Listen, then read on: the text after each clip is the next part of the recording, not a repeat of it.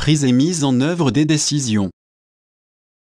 La mobilisation du soutien est le fait d'emmener les décideurs à changer leur comportement. Cela peut signifier qu'ils prennent une nouvelle décision, par exemple adopter une nouvelle loi, ou allouer un budget à un projet, ou ils prennent des mesures pour la mise en œuvre d'une politique, d'une loi ou d'une réglementation existante. Par exemple, pour veiller à ce que le ministère de l'Éducation mette en œuvre les mesures prévues par le Plan national pour l'éducation primaire.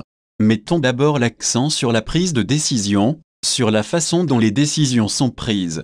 Échange d'idées et établissement de programmes. La prise de décision commence par une phase d'échange d'idées. Les bénéficiaires peuvent ne pas être satisfaits de la situation actuelle qui a été provoquée par une décision précédente. Ils, ou d'autres personnes agissant en leur nom, peuvent utiliser la recherche pour montrer les effets négatifs de cette décision, et ils peuvent mettre la pression pour une nouvelle décision. Divers acteurs peuvent discuter des recommandations pour une nouvelle décision. Certains peuvent demander à ce que la question soit intégrée dans le programme des décideurs. C'est pourquoi l'autre nom de cette phase est la phase d'établissement du programme. Dans cette phase, il peut toujours être relativement facile pour les organisations de la société civile de participer.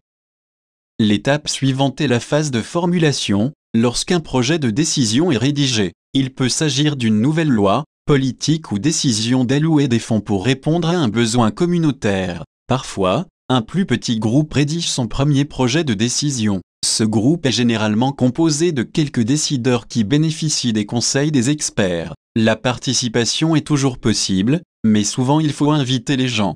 Ensuite, suivre la phase de pré-décision. La version de la décision qui avait été formulée plus tôt a été à présent révisée maintes fois. Cette phase est plus politique que technique. Parfois, les décideurs et leurs conseillers changent la décision qui avait été formulée plus tôt. Souvent, la personne qui travaille sur cela n'est pas clairement désignée. Souvent, il est plus difficile pour les OS d'influencer une décision pendant cette phase.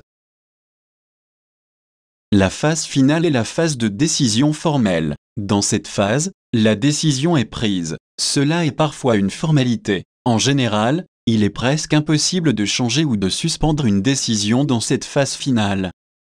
Maintenant, nous mettrons l'accent sur la mise en œuvre des décisions, sur la façon dont les nouvelles décisions sont respectées. Une fois qu'une politique existe, elle doit être mise en œuvre. Si une décision positive pour les bénéficiaires est correctement mise en œuvre, elle apportera les améliorations espérées pour ses bénéficiaires. Mais, nous savons tous qu'un problème survient très souvent lorsque les bonnes décisions, politiques ou lois ne sont pas bien appliquées, mises en œuvre, ou appuyées avec les ressources nécessaires. Par conséquent, les bénéficiaires ne sont pas du tout satisfaits. Lorsque nous remarquons qu'une décision n'est pas mise en œuvre, nous devons trouver ce qui ne va pas, pourquoi et à quel niveau. Ainsi, la première question que vous devez vous poser est « Quel est l'obstacle ?» La seconde question que vous devez vous poser est « À quel niveau se trouve l'obstacle ?» Cela peut être à tous les niveaux, du niveau le plus bas au plus haut niveau, car la mise en œuvre d'une décision ou d'une règle est souvent transmise des personnes chargées de la mise en œuvre à un niveau supérieur à ceux des niveaux inférieurs. La troisième question que vous devez vous poser est « Quelles sont les raisons pour lesquelles la décision n'est pas mise en œuvre à ce niveau ?»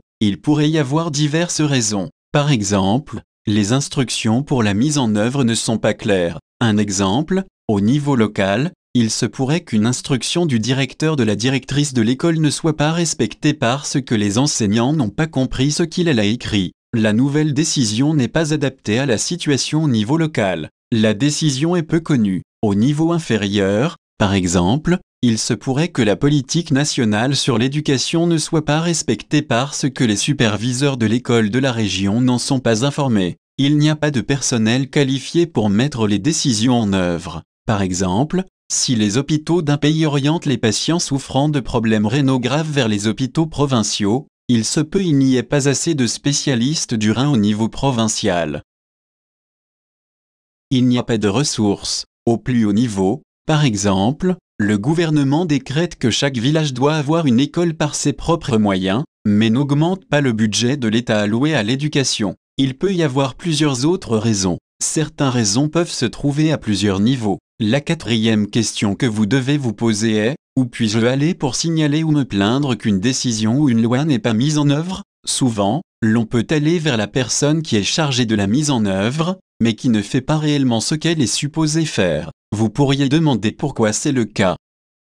Il peut être aussi possible de signaler le problème à une personne de rang supérieur. Souvent, il y a également des mécanismes formels à travers lesquels on peut déposer une plainte. Pensez, par exemple, à une boîte à idées dans une entreprise, ou à soulever des questions lors de rencontres régulières entre les citoyens et le maire. La plupart des activités de mobilisation de soutien consistent à vérifier la mise en œuvre des politiques et des décisions, et à signaler les problèmes. Souvent, le fait de réclamer une mise en œuvre correcte des règles et décisions au plus haut niveau de la mise en œuvre des politiques peut considérablement améliorer une situation. Le plus important est ce qui suit. Les organisations locales ont un rôle important à jouer dans la mobilisation du soutien, surtout si vous réussissez à collaborer avec des organisations ou des réseaux plus expérimentés. Ensemble, vous pouvez mobiliser du soutien afin d'influencer les personnes chargées de la mise en œuvre des décisions, et ainsi changer réellement la situation pour les bénéficiaires.